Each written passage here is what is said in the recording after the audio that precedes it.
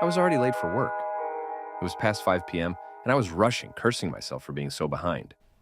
When I finally reached the office building, I stopped in front of the gate, and that's when I noticed it was closed.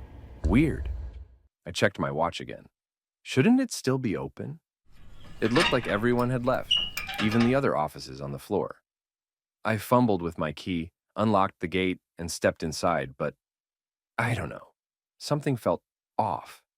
My chest was tight, and my hands felt strange, like they weren't even mine. I was mumbling to myself without meaning to, rambling, and I couldn't make sense of what I was saying, but I couldn't stop. It was like some part of me just wouldn't let me. I finally reached the fourth floor, my office floor, and everything was different. The decorations in front were changed, like completely changed.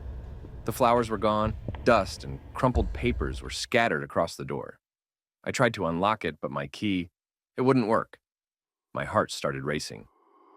I pressed my face to the window, peering in, and everything was wrong. The furniture was missing.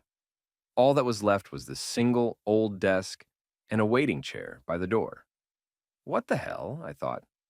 Did the company just leave?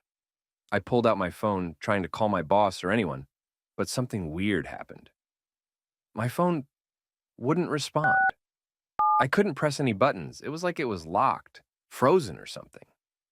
I tried to remember someone's number, anyone's number, but my mind went blank. Well, except my boss's number, which I could remember, partly.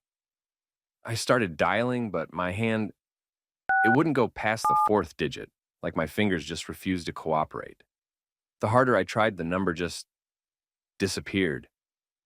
My fingers felt numb, like I wasn't even in control. Then I heard a soft voice from behind me. A young woman was standing there, maybe 20, 22 years old. She had long hair and this warm smile on her face, looking at me as if I was the weird one. "Excuse me, sir, is everything all right?" she asked politely. I stammered, my office.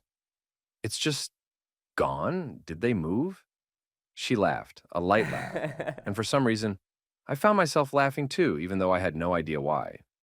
Her laugh felt familiar, comforting, almost nostalgic. She had this delicate silver bracelet on her wrist, and it glinted under the dim hallway lights like something I'd seen before. But where? Then she said, "Sir, your office is actually on the upper floor. This is the engineering office. Don't you work for the finance office upstairs?" "Oh, yeah, I do. I'm sorry, I don't know, I've never seen you around before," I mumbled, feeling like an idiot. She just smiled, that same knowing smile that somehow made me even more nervous. I muttered an apology and said, I'm late, so I'd better get going." But just as I tried to pass by, she stopped me with a soft hand on my arm. "Sir, you're not late. You're too early." Her words just hung in the air, echoing in my head. Too early? I looked down at my watch, and to my horror, the hands were spinning backward. I stared at it, completely freaked out, and when I looked up, she was gone. The hallway was empty, and I was alone. My chest tightened, and I started hearing these faint whispers, coming from down the hallway like someone calling my name. But it didn't sound like a single voice. It was more like echoes. Shadows in the hallway started stretching, almost like they were moving toward me. Panicking, I turned and ran, practically stumbling down the stairs, tripping over my own feet. I fell hard, twisting my ankle and slamming my head against the wall. Yet, no pain. I looked down, my ankle was at this horrible angle, totally twisted. It should have hurt like hell, but I felt nothing. And that's when I woke up. I was lying on the same floor, leg throbbing, my head bleeding with this nasty bump. It was late, like really late, 2 a.m. I was in my pajamas, holding my office bag like some lunatic. I grabbed my phone, tried calling my friend, but he didn't pick up. I kept dialing, each ring filling me with more dread. And that's when I heard it, the laugh, her laugh, echoing from the engineering floor above. I froze, every hair on my body standing up.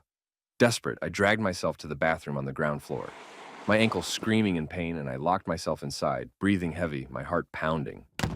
Just as I thought I was safe, her whisper came from right outside the door, soft but unmistakable. Too early or too late, sir?